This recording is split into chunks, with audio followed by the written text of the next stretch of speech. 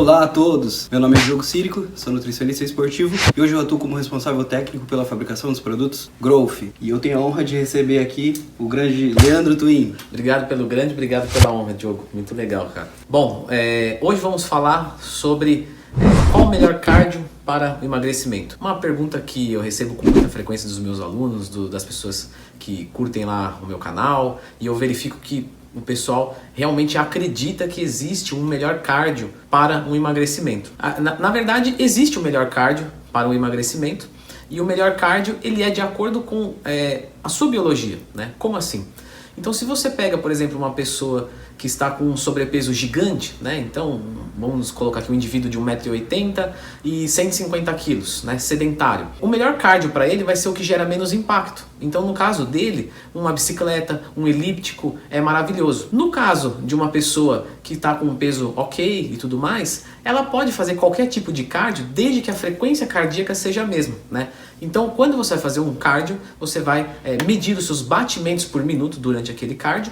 E se for equivalente, por exemplo, numa bicicleta eu consigo 150 batimentos por minuto. E numa esteira eu consigo 150 batimentos por minuto. Numa natação eu consigo 150 batimentos por minuto.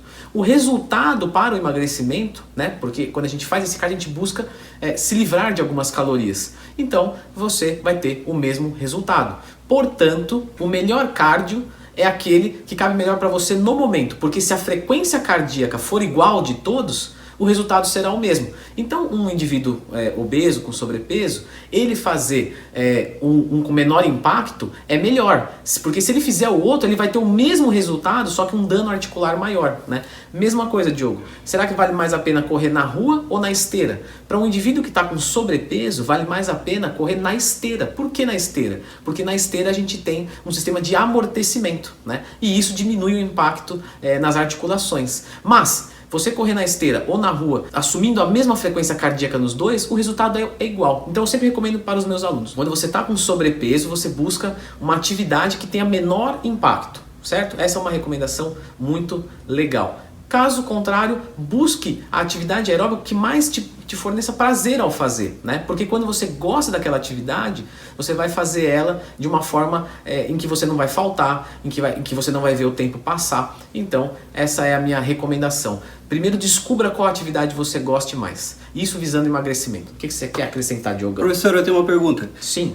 Eu já ouvi falar, o pessoal lá na academia comentando, quando você está na academia e você tem chance de escolher entre fazer um elíptico e uma esteira, você deve optar pelo elíptico porque você acaba movimentando mais o seu corpo, trabalha mais unidades motoras. Tem um fundo de verdade nisso? Tem uma total verdade? Não tem nada de verdade?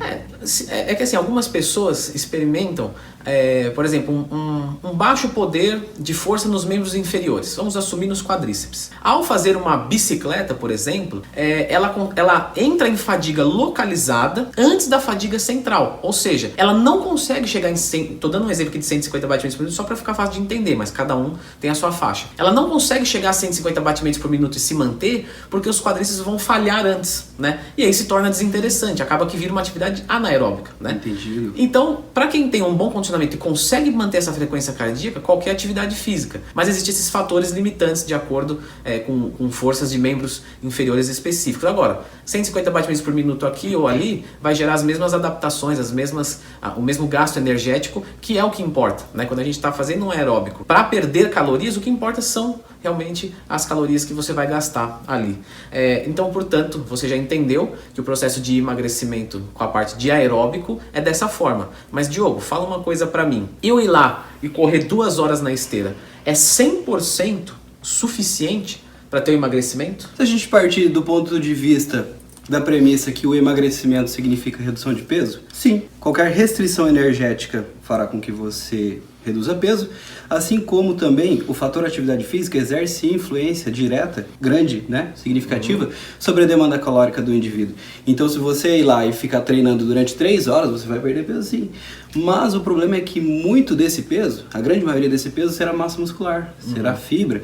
E isso é um tecido nobre, a gente demora para conquistar. Não podemos de forma nenhuma acabar perdendo massa muscular numa dieta de redução de de peso, de redução de gordura. Então o que acontece é o seguinte, por que eu falei que eu queria participar da sua resposta? Eu recebo muita gente no consultório, também recebo muitas mensagens de e-mail, através do e-mail do nutricionista da Growth, e as pessoas acabam perguntando o seguinte, qual é o melhor suplemento para emagrecer? Qual é o melhor aeróbico para emagrecer? É lógico que quando a questão é atividade física, eu passo a bola pro professor. Eu não tenho propriedade para falar sobre exercício físico. Então eu falo assim, olha, em relação ao exercício físico, você tem que conversar com o professor de musculação, né, o seu professor de academia, mas em relação à dieta, a gente tem que entender que a redução de peso só acontece a partir do momento que eu faço uma restrição calórica. A partir do momento que eu ofereço menos combustível para essa máquina do que ela precisa, do que ela gasta. Foi isso que eu quis dizer nessa pergunta. Basta eu correr 2 horas e um abraço, posso ir para casa, dormir tranquilo que eu vou perder gordura com certeza? Ou, né, esses 30 minutos de cardio, será que faz muita diferença as outras 23 horas e meia do dia?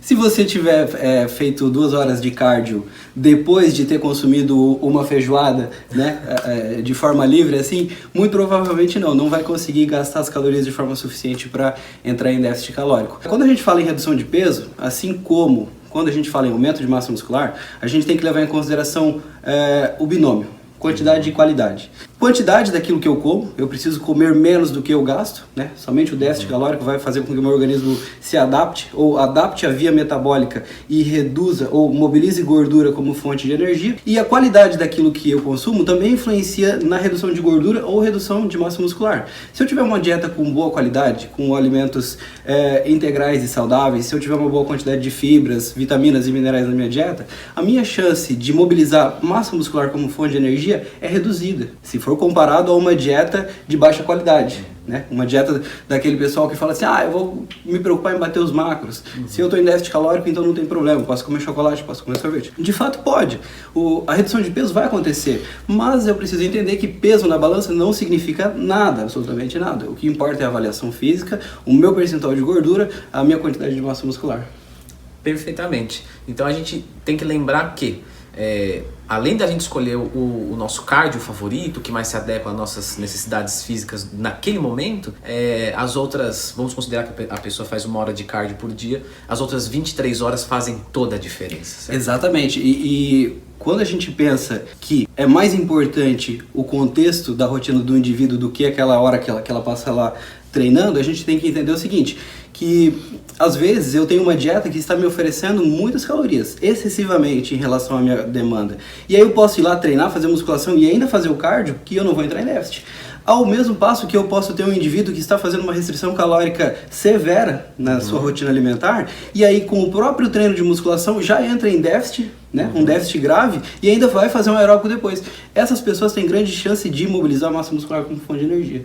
Então bastante cuidado, pessoal de casa. Se vocês estão fazendo uma dieta restritiva, buscando redução de gordura, tentem entender um mínimo de quanto vocês precisam de energia ao longo do dia e quanto vocês estão ingerindo. Porque uma dieta com uma redução ou com uma restrição severa vai fazer com que vocês tenham redução de massa muscular, e isso não é uma evolução. Perder peso a esse custo não é uma evolução. Na verdade é um retrocesso. Por quê? Porque lá na frente você vai ter que trabalhar para aumento de massa muscular, lá na frente essa massa muscular vai te fazer falta. Por quê? Porque o músculo é o tecido metabolicamente mais ativo, então quanto mais músculo eu tenho, mais calorias eu gasto, maior é a minha chance de mobilizar gordura, então maior é a chance de eu ter sucesso numa dieta de cutting. Perfeitamente. Então a gente tem que sempre lembrar que quando fazemos um treino de hipertrofia e visamos estética, a composição do nosso peso é muito mais relevante do que ele total. Trabalhamos para perder gordura e ganhar massa muscular, né? Ter o que mostrar e não ter nada na frente para esconder. Para esconder, exatamente. Tem muita gente que acaba confundindo esse lance de definição, né, Leandro? As pessoas falam assim, eu quero definir, mas as pessoas não sabem que para definir você precisa ou aumentar a massa muscular ou reduzir gorduras, né? Não dá para fazer as duas coisas ao mesmo tempo. Então define, elabora o plano, elabora as estratégias e vamos trabalhar, colocar a máquina para rodar. E conta sempre com a gente. Pessoal, vamos finalizando o vídeo. Se vocês gostaram do vídeo, acredito que não seja pedir muito. Se clicar no gostei, a gente vai ficar muito contente, vai saber que ajudou. Gostaríamos de pedir, né, a sua participação.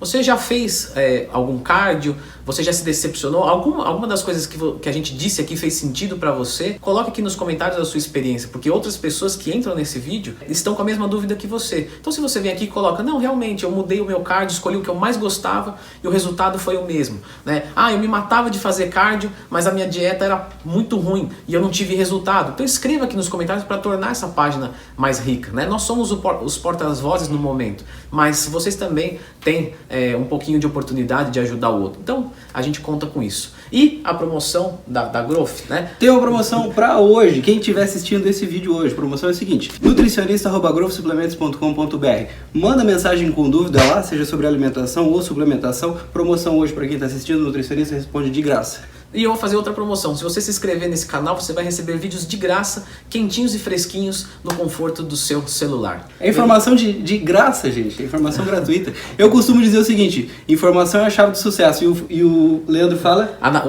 O melhor anabolizante é o conhecimento. Muito bem. Muito Beleza, pessoal. Obrigado, um abraço e até a próxima. Valeu, gente. Grande abraço.